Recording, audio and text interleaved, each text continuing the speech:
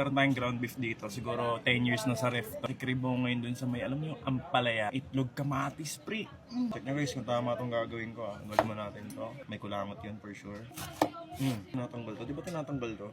Kaya hindi kinakain to, no? Ganyan pala siya mapait eh. Ay, puta na. No-look pa. Perfect, repa. Sheesh. So asin, hindi natin ibababad ng matagal para nga may pait pa rin konti. Dito na tayo sa kamatis. Itong hiwa pwede na. Separate mo natin pre.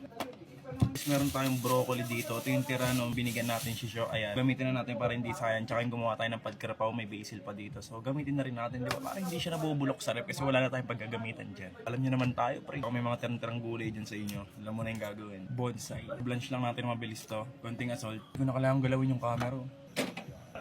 Basil pre. Tanggalin lang natin tangkay. Tara na, luto na tayo. Mantika syempre. Maraming bawang.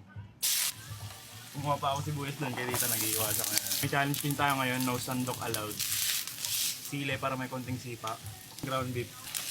Hindi pala pwede. Hindi pala magkakalas yung beef. Crush kita black pepper. Matis. Bechin. Kung ayaw mo ng bechin, edi wag. Garlic granulated. For basil.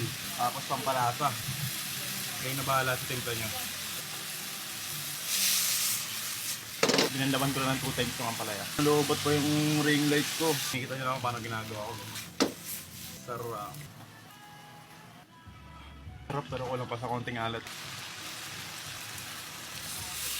Mukha lang siyang kaugnay-ugnay pero pwede na kain. Hindi na pa ako nagsasalita, di pala naka-play. Hindi mukhang appetizing sa paningin niya pero mukhang okay din naman at the same time. Pero kung dito kayo guys, kung nakaamoy nyo ang bango, parang ano lang din talaga ito, ang palaya na may itlog. Nilagyan lang natin ng ground beef, tsaka yung matirang, para naman hindi sayang. Pampahype.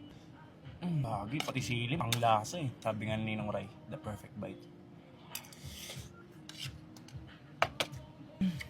Guys, di ako nagbibiro kahit luto ko to.